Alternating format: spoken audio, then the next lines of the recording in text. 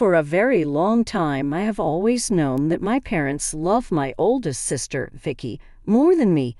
She was the planned child, while I was the result of an accidental pregnancy just 10 months later. They probably didn't even want me but decided to keep the pregnancy anyway. My mother's parents had passed away before I was even born, but my dad's parents were very much alive, so they took on a significant role in my upbringing. Grandma and Grandpa were the constants in my life, providing the love and support that I often felt lacking from my own parents. I remember so many instances when my parents would leave me behind with my grandparents and only take my sister on trips. When I was young, I didn't mind because it was fun living with my grandparents, but as I started to grow up, around 6 or 7 years old, I realized just how unfair this was.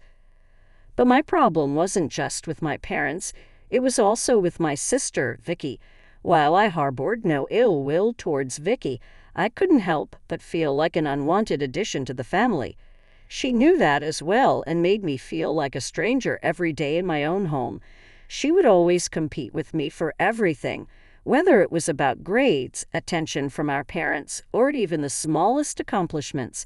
It felt like a constant battle for validation, and I was always on the losing end because my parents preferred her always. As a result, I would feel really inferior, and we never quite saw eye to eye. Our relationship seemed more like a perpetual contest, with her consistently coming out on top. On one occasion, she wanted to be friends with a group of girls, but because she was nerdy, she was afraid to approach them.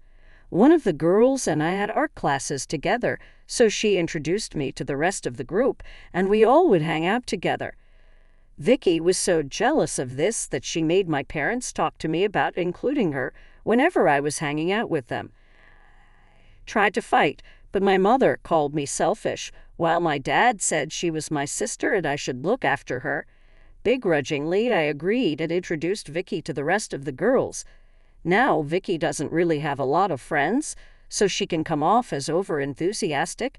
She would constantly try to impress the girls in our group, often coming across as intrusive. Despite her efforts, she struggled to find her place among them, and the awkward tension between Vicky and the other girls was always palpable. For example, one of the girls had a crush on a guy, so Vicky took it upon herself to approach the guy and let him know that the girl liked him. He laughed because he was not interested and went and told everyone about it, which embarrassed the girl. After this, the girls told me very firmly that they didn't want me to bring Vicky with me to our hangouts. So I agreed. However, Vicky wasn't having it. She threw a tantrum when she found out that the girls wanted nothing to do with her and went to our parents, insisting that I should not hang out with these mean girls either. Since I was her sister, she thought I should stand up for her. I refused and told her it was her own fault, that they didn't want to be friends with her. But my parents, as usual, supported her. They lectured me about how Vicky had no ill intentions and that I should try to convince the girls to forgive Vicky. If they didn't, I should cut them off too. I refused and put my foot down. I liked hanging out with them, and unlike Vicky, I wasn't going to jeopardize my friendship in any way. I told my parents that I had enough and it wasn't up to me to find friends for Vicky. My parents were pissed and gave me the silent treatment for weeks, but I am glad I stuck to my guns. This group of girls has continued to be my friends to this day and are basically like my sisters. I have cried with them, laughed with them, and shared some of the most meaningful moments of my life. However, at that time it was really hard for me to stand firm in my decision. There were moments when doubt crept in, when I questioned whether I had made the right choice in prioritizing my own happiness over what they wanted. This was not the only reason Vicky grew to hate me. There was also another incident with a boy she had a crush on, a guy I had no idea about. He and I would sit together for some classes because we were friends. He tried to ask me out for junior prom, but I declined politely since I was already going with someone I liked. Later, when Vicky found out, she made a huge scene about it, telling my parents how I always take things she wants and that I was knowingly flirting with the guy for months. she called me a bunch of nasty words, which no one should say to their own sister, and told my parents how she wished I was not her sister.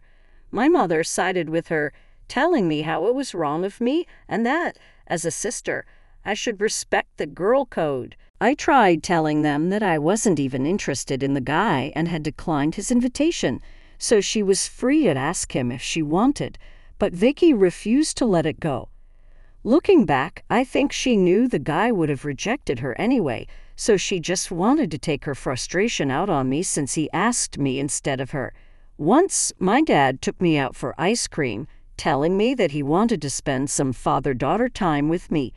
This never happened, so I was really pleased. However, he started asking me a bunch of questions like if my boyfriend and I were being careful, if my boyfriend came from a good family, or if we ever did drugs.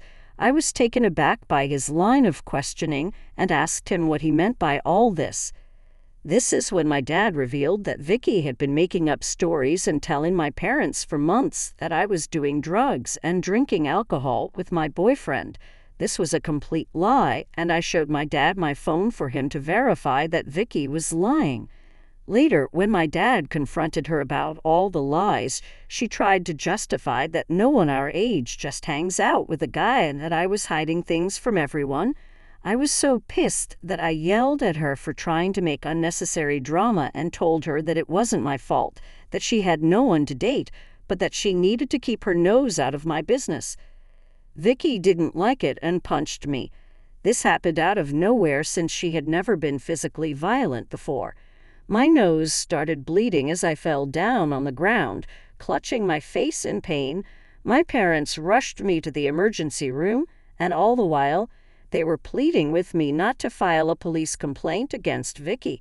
They kept saying how it would ruin her life. While I was sitting in the back seat clutching my face, Vicky didn't even care, nor did she apologize. Later, when the nurse asked me about the incident, I told her the truth, and she called CPS.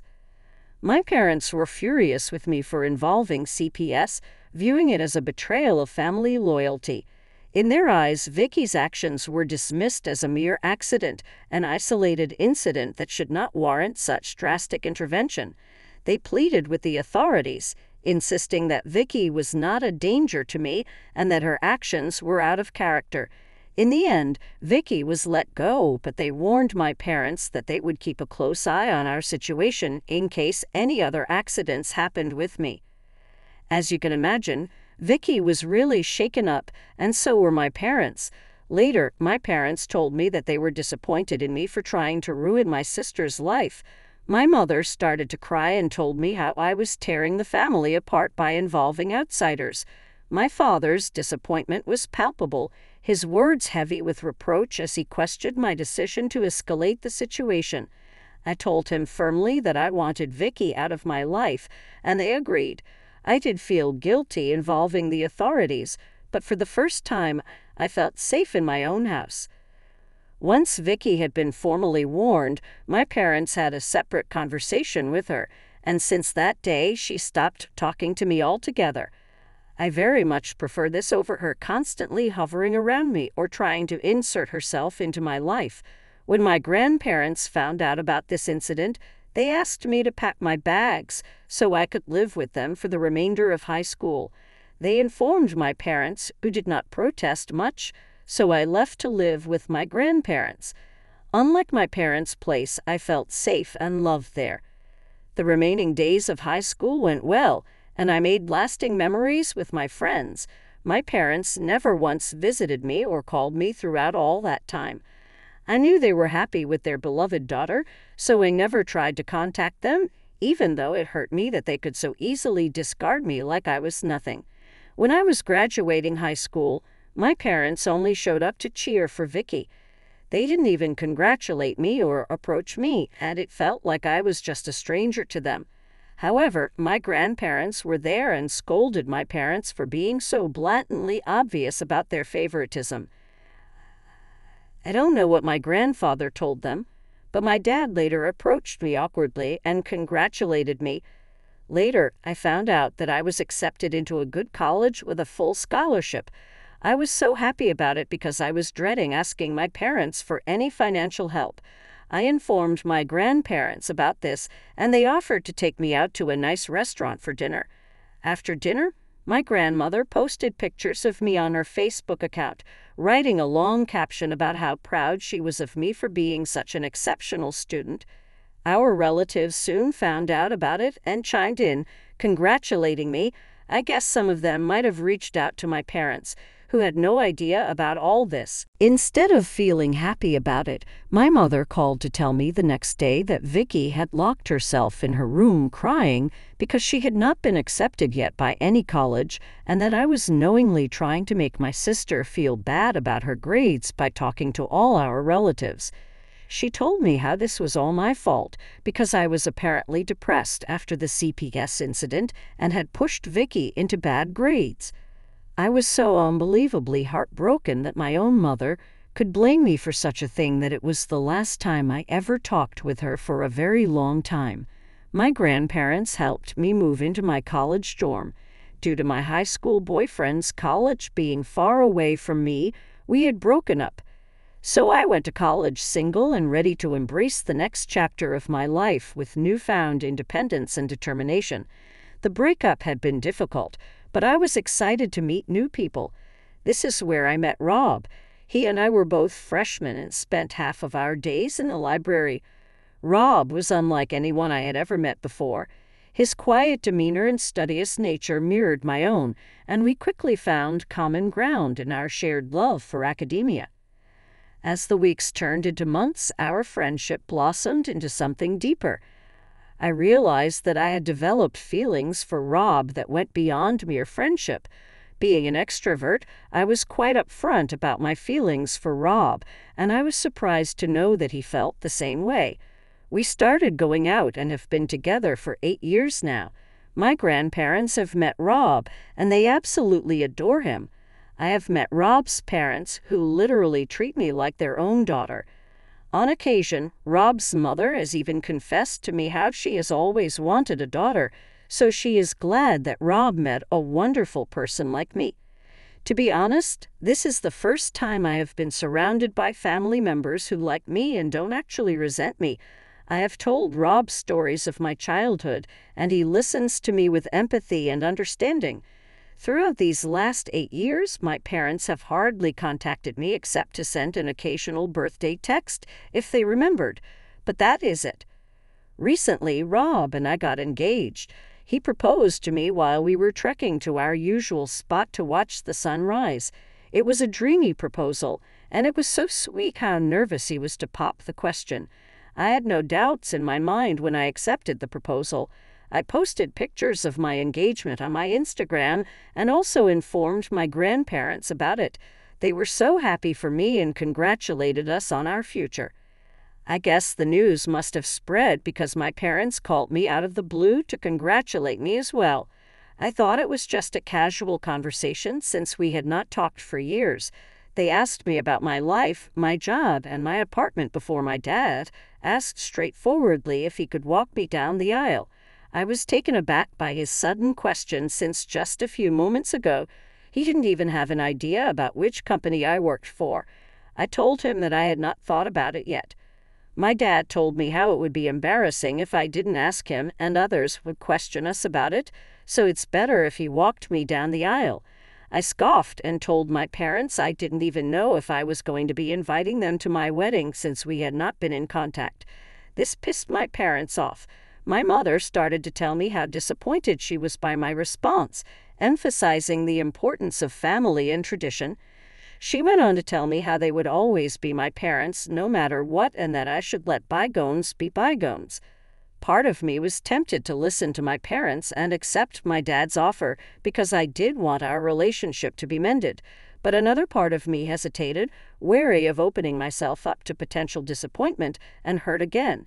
However, I was going to be entering a new chapter of my life in a few months, so I told my dad that he could walk me down the aisle.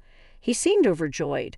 During the wedding planning, I reached out to my high school girlfriends, who I had always stayed in touch with despite the physical distance that had grown between us due to our careers.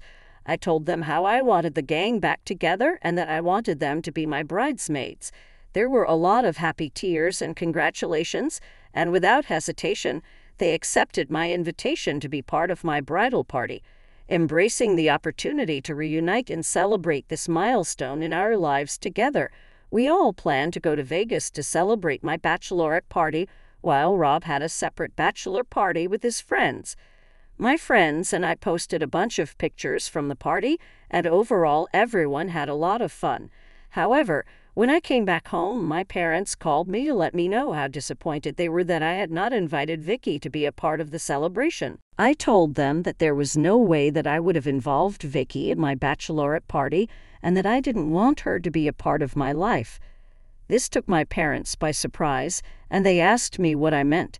So I clarified that Vicky's actions, particularly her history of deceit and betrayal, had left me deeply wounded and distrustful of her intentions. I couldn't fathom inviting her to such an intimate and joyous occasion as my bachelorette party, knowing that her presence would only cast a shadow over the festivities. I also informed my parents that this was why she was not invited to my wedding. Hearing this, my parents lost it. They went off about how I had no right to exclude my sister from my wedding and how it was my duty as her sister to include her in such important events. They told me that Vicky had been looking forward to meeting me after she found out that I was getting married. I was confused and asked my parents what gave Vicky that idea, since we had not even talked to each other for such a very long time. My parents brushed my concerns aside, saying this is not how sisters behave with each other. I understand where you're coming from, I told them, but you have to understand that my relationship with Vicky is complicated. After everything that's happened, I just don't feel comfortable having her be a part of my wedding. She has not even once apologized to me for everything she put me through. However, my parents, as usual, ignored my words. My mother kept saying how she wanted what was best for the family and that inviting Vicky wasn't a big deal anyway. My dad insisted that our relatives would talk about why my sister wasn't invited, and this would cast a negative light on my wedding. However, I knew better than to yield to their demands, so I did not relent. I told them that I was okay with people talking behind my back and questioning my character as long as I was surrounded by people I liked and trusted during my wedding. My mother then asked if my fiancé would be okay with this and went on to tell me how my in-laws were going to judge me for being so unbelievably cruel as to exclude my own sister from my wedding. I laughed and informed my parents that my fiancé and in-laws knew about my family dynamics and none of them would even care if Vicky was present or not. They urged me to reconsider, emphasizing the importance of family unity and forgiveness, but I remained steadfast in my resolve, unwilling to compromise my own sense of well-being for the sake of appeasing others.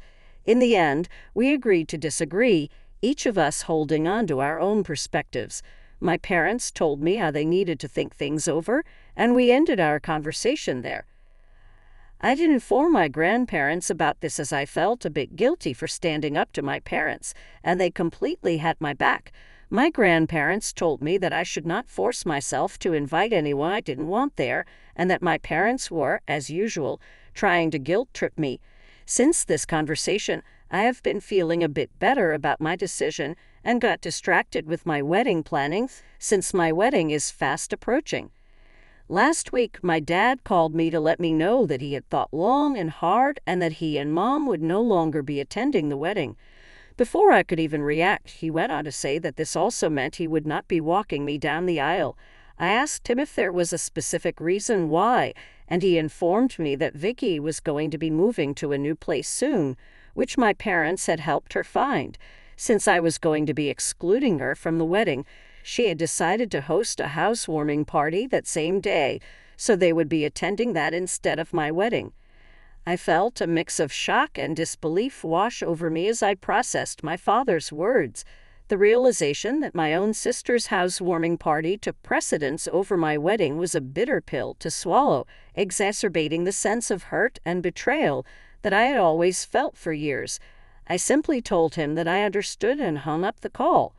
Although I tried to act brave in front of my dad, deep down the pain of rejection cut deeper than words could express. When I informed Rob, he was furious about how insensitive my parents could be after they were the ones who had insisted on being invited. He was the one who gave me the idea that I should ask my grandfather, since he and his grandmother were basically there in my life more than my parents. I agreed, so I called up my grandparents and asked them if they would be willing to walk me down the aisle at my wedding. Tears welled up in my eyes as I spoke, overcome with emotion at the thought of how much they meant to me. "You and Grandpa have always been there for me," I said, my voice choked with emotion. "You've been more than just grandparents to me. You've been like parents, and I can't imagine anyone else I'd rather have by my side on my wedding day." My grandparents didn't even hesitate before saying yes. They told me how honored they would be to walk me down the aisle, and unlike my parents, they would not disappoint me. Their words reassured me, and in that moment, I felt a profound sense of peace and contentment wash over me with my grandparents by my side. I knew that I had a family who loved me unconditionally and accepted me for who I was, flaws and all. I also talked to my in-laws about this, and Rob's parents assured me that they did not care if my parents didn't attend. Regardless of their attendance, they were delighted to witness and support our union. My wedding is in 2 days, and today I woke up to several missed calls from my dad. I called him back thinking it was an emergency. When he picked up, he asked me if it was true that my grandparents were walking me down the aisle. I told him yes, that was true. Then my dad went off about how disrespectful this was to have asked my grandparents. I reminded him how he was the one who had declined to come to my wedding, so I didn't see why he was so upset. My dad went on to yell at me about how he and Mom were just trying to make me see the wrong of my ways, and that they thought that by declining the invitation it would teach me a lesson. He went on to say how it was he and Mom who had raised me and paid for my food and education, so my grandparents had no right to replace him.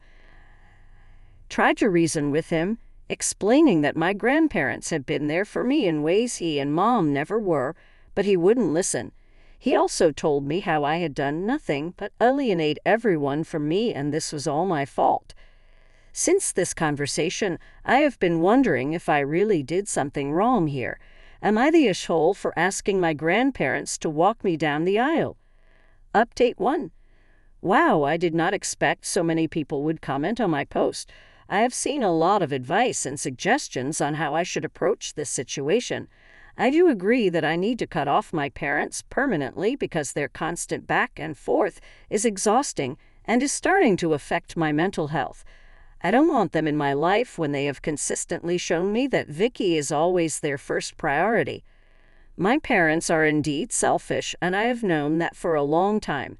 However, how can a child just stop loving his/her parents? It's much easier to say, but it's very difficult to actually do it. However, for my mental peace, I have no choice but to do this so I can enjoy my wedding tomorrow. Update 2. Sorry for the lack of update this past month, but I have been quite busy since my wedding. First of all, yes, my wedding went quite well. With my grandparents by my side as I walked down the aisle, I felt a deep sense of joy as I exchanged vows with Rob, committing to spend the rest of our lives together. My girlfriends and I danced the night away, and I can't begin to describe how important it is to stay in touch with your childhood friends, no matter what, because sometimes they are your chosen family. During the reception, I did feel a twinge of sadness at the realization that my parents were not there to share in this special moment, especially as I watched Rob's parents and cousins giving speeches. However, I took solace in the knowledge that I had made the right decision for myself, prioritizing my own well-being and happiness. Some of my girlfriends did give speeches, sharing memories of our experiences and the bond that had carried us through both good times and bad. In the days following the wedding, Rob and I went for our honeymoon, which his parents had paid for as a wedding gift. I spent all my days just lazing around, enjoying myself with my husband. I feel so giddy every time I look at Rob and realize that he is married to me. Now, as I had mentioned earlier, I did cut off my parents by blocking them from everywhere. I didn't bother sending them an explanation because, very frankly, they don't even deserve one. I have no idea whether Vicky actually had a housewarming that day or it was just an excuse for my parents to not attend my wedding, but at this point I don't care. I wish nothing but the best to them and their beloved daughter. Update 3. So I was not going to update anything further since my last update, but something unexpected happened and I thought you all deserved to know. I hadn't checked my email in the past month because I was busy with my wedding and honeymoon. But today, as I was sorting through the emails, I found an email from Vicky. I don't even know how she found out my email address, and I was completely taken aback. I hesitated over whether to open her mail or simply delete it unread, but curiosity got the better of me, so I clicked on the email. Inside was a lengthy message from Vicky expressing her regret over our strained relationship and her desire to reconcile. She acknowledged the mistakes she had made in the past, admitting that she had been selfish and immature. Vicky apologized for the pain she had caused me over the years and expressed a genuine desire to make amends. She went on to write how she feels happy for me now that I'm married and that she wishes me nothing but the best. She ended the mail pleading that I should not punish my parents by cutting them off and that they missed me. Reading her words, I felt a mix of emotions: surprise, skepticism. Part of me wants to believe that Vicky has truly changed, that she is sincere in her apology and willing to work towards repairing our relationship. But another part of me remains guarded because this seems too good to be true. However, regardless of what she has written, I know for sure my parents don't miss me, because if they had, they would not have treated me this way all these years. I thought about sending a reply back to her, but then I decided against it. After all, forgiveness isn't something to be rushed. It is a process that requires time and reflection. And while I am not sure if I'm ready to forgive Vicky, I don't want to completely burn the bridge either, since she is the one who has apologized to me for her actions. To be honest, after my marriage, I no longer feel alone. I have learned to recognize that I have my loving husband by my side, supportive friends, and the unwavering love of my grandparents. And with their support, I know that I can navigate whatever challenges lay ahead without ever needing Vicky or my parents in my life. I have also looked into it and have found a good therapist with whom I have booked my first appointment. I have taken this step so that I can address and resolve any wounds from my past and heal from them.